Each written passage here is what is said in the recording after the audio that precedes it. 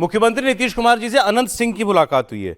अनंत सिंह, तस्वीर दिखा दी, आदमी दिखने के बाद ही समझ में आते हैं। वैसे हम बोलते रहेंगे कैसे हैं, कहाँ कैसे अनंत सिंह ये हैं जो आपके सामने है। बाहुबली, जेल से बाहर निकले हुए हैं अभी, और अब आगे इनको शायद चुनाव लड़ना भी है, उन्होंने कहा है। अब ये जो है थोड़ा चर्चा में, जैसे मैं सबसे पूछ रहा था कि किसी नेता को देख के क्या आपको सबसे पहले याद आता है, मैं जब इनको देखता हूँ मुझे एक ही चीज़ आती है, घोड़ा चला रहे थे एक बार पटना की सड़क पे, तो उस टाइप का अंदाज है इनका कुछ। और क्या कहते हैं इनको सर, कुछ नाम इनका है ना, छोटे राजा या समथिंग लाइक दैट कुछ। हाँ, कुछ तो है इनका, छोटे सरकार कहलाते हैं। हमेशा सफेद कपड़ा पहनते हैं, सफेद कपड़ा, सफेद जूता, आंख पे चश्मा इनके हमेशा रहता है।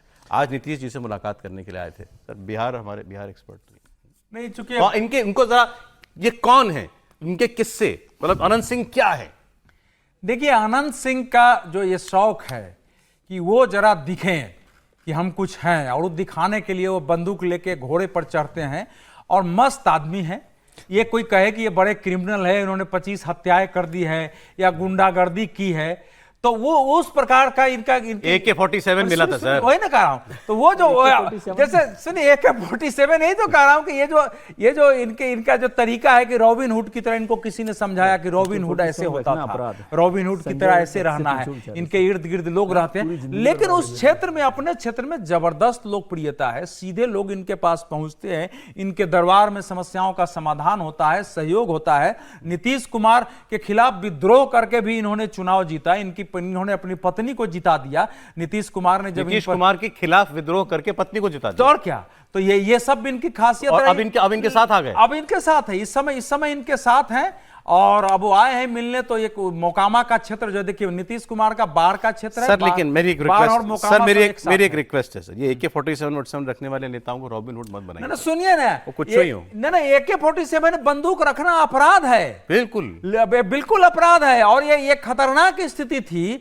लेकिन ये जो उस समय इनके यहाँ जो लोग थे ना, इनको कहा कि AK-47 रखोगे तभी इस एरिया में, क्योंकि वो एरिया बाहुबलियों का था, अपराधियों का, तभी आप सबसे बड़ा होगे। इन्होंने खरीदवा लिया कि लाओ एक जितना पैसा। सारे अपराधी खत्म कर दिए सर, अपराधी खत्म हो जाते हैं जब पार्टी में साथ आ जाते हैं, तो वो आप दूसरे तरीके से देखते हैं। देखिए, अपराधी को, और मैं इससे भी खिलाफ हूं, जैसे हम लोग उसको बहुत वो करते हैं। ये अनंत सिंह जी की बात नहीं कर रहा, जब हम ये कहते हैं कि नहीं वो अपना दरबार है और वो वहां पर, ये कानून से इतर जो सरकारें चलाते हैं ना, बिल्कुल इसको मैं अपराध की श्रेणी में ही रखता हूँ। भले ही वो गरीबों का भला कर रहे हो, लोग इससे प्रभावित हो जाते हैं, वो रॉबिन हुड की इमेज हम लोग बनाते हैं, जबकि ये एक पैरेलल आप सिस्टम खड़ा कर रहे हो। सबसे ज्यादा तो ये बर्बाद करते हैं यंग लड़कों को, क्योंकि वो उस बंदूक दिख रही है, बड़ी गाड़ी, और वो 4 गाड़ियां बड़ी लेकर अपना चल रहे हो, उसको लगता है यही जीवन है। लेकिन राजनेता उसको खिलाफ तो नहीं जाते ना, राजनेताओं को जब जरूरत होती है उनको जब कृषि कानून विरोधी आंदोलन चला था, तो मुझे सिसौली गांव से एक